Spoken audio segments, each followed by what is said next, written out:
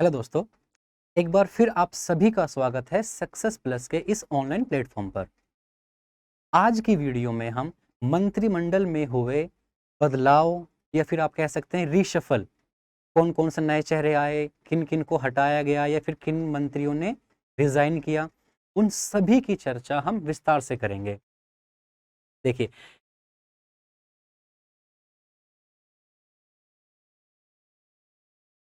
देखिए, सबसे पहले तो आपको ये जानना ज़रूरी है कि cabinet ministers, state ministers, deputy ministers, councils of minister, ये जो इतने भारी-भारी शब्द हैं ना, इनका अर्थ क्या है और इनमें आपस में अंतर क्या है? तो सबसे पहले हम यही कुछ शब्द जानेंगे, उसके बाद हम किस मिनिस्टर्स को कौन-सी मिनिस्ट्री दी गई है, इसके बारे में विस्तार से जानेंगे। तो देखिए, अगर हम सबसे पहले बात करें, तो 2 शब्द होते हैं, एक होता है मंत्रिपरिषद और एक होता है मंत्रिमंडल। ये जो दोनों शब्द हैं, इनके बारे में आपने सुना होगा, इसको हम कहते हैं काउंसिल्स ऑफ मिनिस्टर्स। और जो ये शब्द है, इसको हम इंग्लिश में कहते हैं कैबिनेट। देखिए, जो काउंसिल्स ऑफ मिनिस्टर्स हैं, उसमें सारे मंत्री शामिल होते हैं। अब कौन-कौन से? कैबिनेट मिनिस्टर्स भी इसी के अंतर्गत आते हैं। इसके बाद स्टेट मिनिस्टर्स भी इसी में आते हैं।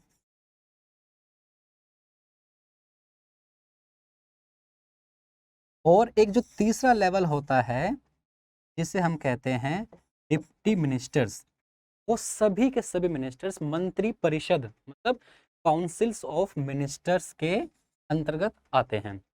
तो कैबिनेट और काउंसिल्स ऑफ मिनिस्टर, अब इनमें अंतर क्या हुआ?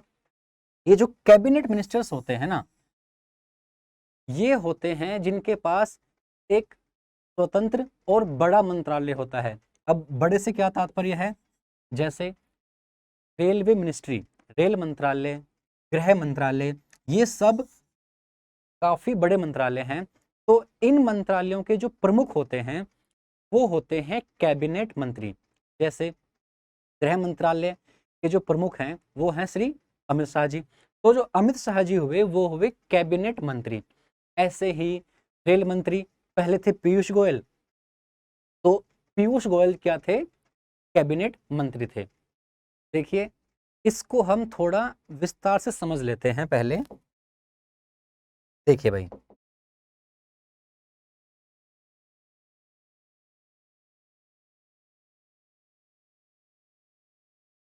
अगर हम इसको मान लें, इस ओवल शेप को, कि ये है काउंसिल्स ऑफ मिनिस्टर्स, तो हमने जो अभी अभी पढ़ा है कि इसके 3 पार्ट होते हैं, जिसमें ये सबसे ऊपर वाला जो भाग है, इसमें हम कह सकते हैं ये हैं कैबिनेट मिनिस्टर्स। और जो ये सेकंड वाला है, ये हो गया स्टेट मिनिस्टर्स। और जो ये लास्ट है, अगर हम इसको डिप्टी मिनिस्टर्स मान लें। और एक और बात आप सभी को यहाँ पर पता होनी चाहिए कि ये जो मिनिस्टर्स का क्लासिफिकेशन है, जो वर्गीकरण है, ऐसा कोई भी क्लासिफिकेशन हमारे संविधान में नहीं दिया गया है। ये सिर्फ इंग्लैंड की जो प्रणाली है, उसी के आधार पर ही हमने इसको बांट रखा है। तो देखिए, अगर हम कैबिनेट की बात करें, तो इसमें भी सबसे ऊपर हम मान सकते हैं, तो वो होते हैं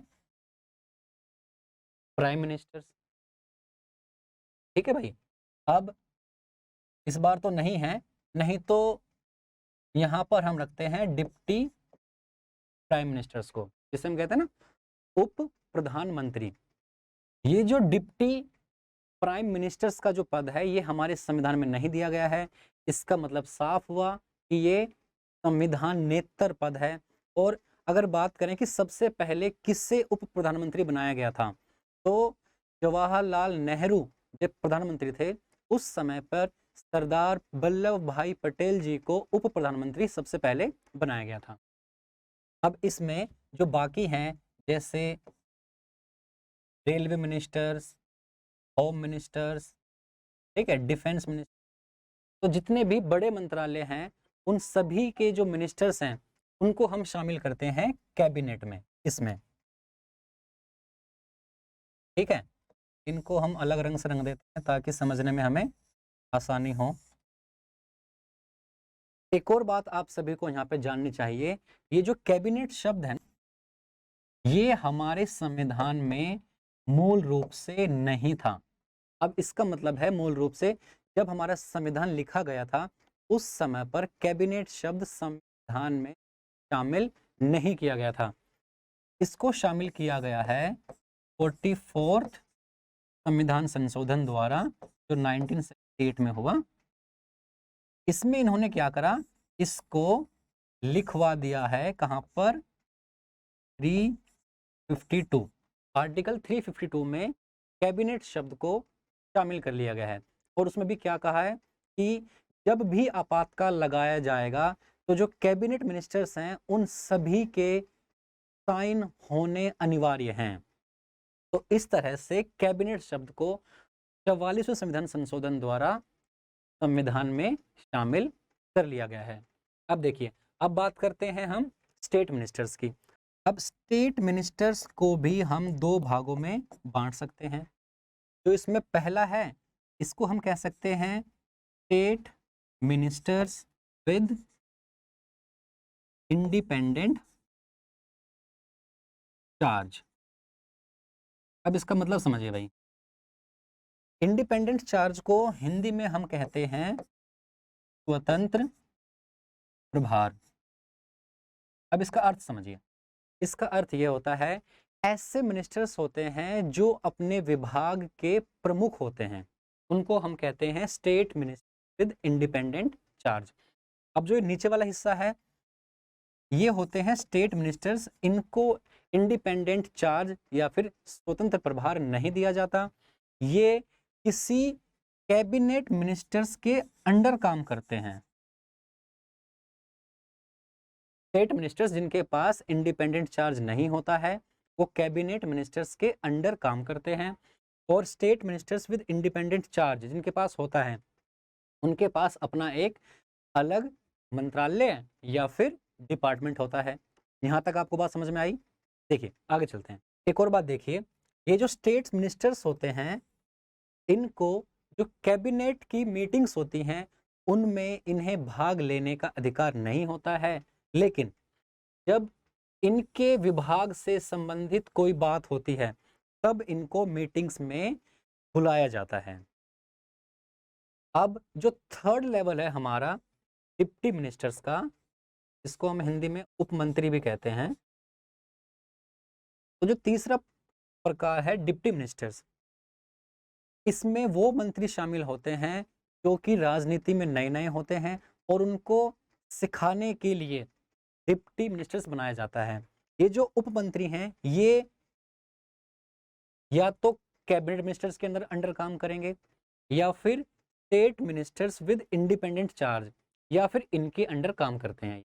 तो ये जो पूरा वर्गीकरण है अगर आपको समझ में आ गया हो, जिसको हमने कहा था ये था काउंसिल्स ऑफ मिनिस्टर्स। इसमें हमने 3 प्रकार पढ़े हैं। पहला था कैबिनेट मिनिस्टर्स जिनके पास अपने अलग मंत्रालय होते हैं, बड़े मंत्रालय होते हैं, उनको हम कहते हैं कैबिनेट मिनिस्टर। उसके बाद था स्टेट मिनिस्टर्स, इसमें भी 2 पार्ट थे, state ministers with independent charge और सिर्फ स्टेट मिनिस्टर। तीसरा था डिप्टी मिनिस्टर्स जो या तो कैबिनेट मिनिस्टर्स के अंडर काम करेंगे या फिर स्टेट मिनिस्टर्स के अंडर काम करते हैं। अब आगे चलते हैं, उनकी लिस्ट है जिन्होंने हाल ही में रिजाइन किया था, रविशंकर प्रसाद जी, रमेश पोखरियाल। तो ये लिस्ट है जिन्होंने उन 12 मंत्रियों की जिन्होंने हाल ही में रिजाइन किया था। अब हम एक एक करके ये देखते हैं कि किस मंत्री को या फिर किस मंत्री को कौन सा मंत्रालय दिया गया है। देखिए सबसे पहले हम देखते हैं अमित शाह जी को। अब ये देखिए भाई, ये पहले से मिनिस्टर ऑफ होम अफेयर्स तो थे, ये तो आपको पता है, होम मिनिस्टर गृह मंत्री अमित शाह जी थे। इनके साथ साथ इनको मिनिस्टर ऑफ कोऑपरेशन भी बना दिया गया है इस सफल में। आगे देखिए, अगले हैं श्री धर्मेंद्र प्रधान जी। अब आपको पता होगा कि ये पहले थे पेट्रोलियम मिनिस्टर्स, अब इनको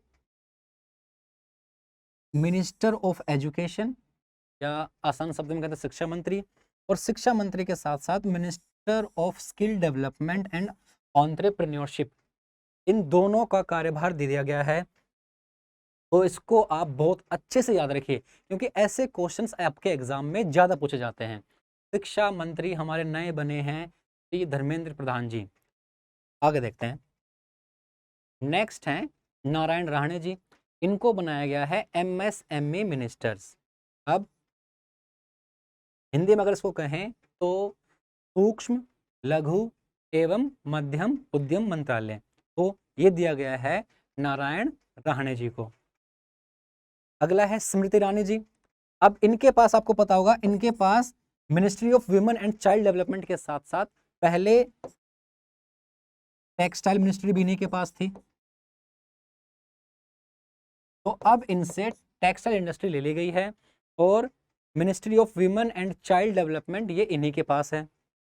आगे देखिए, नेक्स्ट हैं श्री गिरिराज सिंह जी। अब इनको बनाया गया है रूरल डेवलपमेंट मिनिस्टर, और साथ ही पंचायती राज मंत्रालय भी इन्हीं को दिया गया था। अब आपको पता होगा कि इनसे पहले इनके पास कौन सी मिनिस्ट्री थी, तो इनके पास थी ministry of fisheries, animal husbandry and dairying. Next हैं श्री अश्वनी वैष्णव जी। आपके एग्जाम के लिए बहुत महत्वपूर्ण है अश्वनी वैष्णव जी। अब देखिए, इनको बनाया गया है रेल मंत्री, मिनिस्टर ऑफ रेलवे इनको बनाया गया है।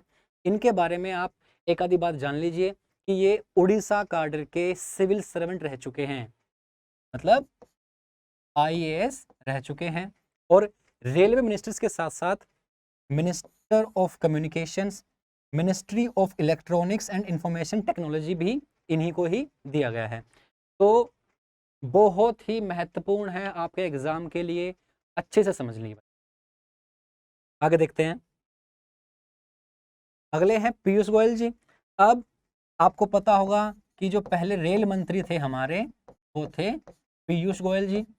अब रेल मंत्रालय इनसे लेकर इनको दिए गए हैं 3 मंत्रालय, commerce industry, minister of consumer affairs, food and public distribution, और ये मिनिस्टर ऑफ टेक्सटाइल। अब ये मिनिस्ट्री ऑफ टेक्सटाइल्स पहले थी स्मृति ईरानी जी के पास, उनसे हटाकर मिनिस्टर ऑफ टेक्सटाइल्स बनाया गया है पीयूष गोयल जी को। आगे देखिए, अगले हैं श्री किरण रिजिजू। अब ये पहले थे, आपको पता होगा, ये पहले थे स्पोर्ट्स मिनिस्टर्स, ठीक है।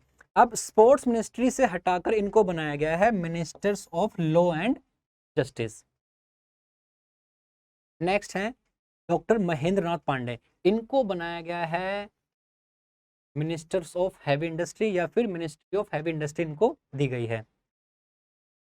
आगे हैं मनसुख मांडविया जी। अब इनको ministry of health and family affair, मतलब स्वास्थ्य मंत्री आसान शब्द में समझे तो ये दिया गया है, और साथ में मिनिस्ट्री ऑफ केमिकल फर्टिलाइजर्स भी मनसुख जी को ही दी गई है। देखिए, अगले हैं श्री ज्योतिरादित्य सिंधिया जी। अब ये पहले कांग्रेस में थे, कांग्रेस से बीजेपी में आए, और यहां पर इनको मंत्रालय मिला है सिविल एविएशन। याद रखना, थोड़ा सा ज्यादा इंपॉर्टेंट है आपके लिए। नेक्स्ट है श्री परसोत्तम रुपाला जी। इनको मिली है ministry of fisheries, animal husbandry and dairying. ये मंत्रालय पहले था गिरिराज सिंह जी के पास, तो उनसे हटाकर ये मंत्रालय मिला है श्री परसोत्तम रुपाला जी को। अगली है मीनाक्षी लेखी जी। इनको बनाया गया है minister of state in the ministry of external affair में इनको बनाया गया स्टेट मिनिस्टर, और साथ में ही minister of state in ministry of culture. तो 2 पद इनको सौंपे गए हैं। अगले हैं श्री पशुपति पारस जी। इनको मिला है फूड प्रोसेसिंग इंडस्ट्रीज, तो ये ministry of food processing industries के प्रमुख हुए। नेक्स्ट है अनुराग ठाकुर जी। अब ये जो है ना स्पोर्ट्स एंड यूथ डेवलपमेंट, ये पहले था किरण रिजिजू के पास, अब ये उनसे हटाकर दे दिया है अनुराग ठाकुर जी को, और साथ में इंफॉर्मेशन एंड ब्रॉडकास्टिंग भी जोड़ा गया है ये भी अनुराग ठाकुर जी के ही पास है। नेक्स्ट है सर्बानंद सोनोवाल जी, इनको ministers of port, shipping on waterways, और इसके साथ साथ ही जो आयुष मंत्रालय है वो भी इन्हीं को ही दिया गया है।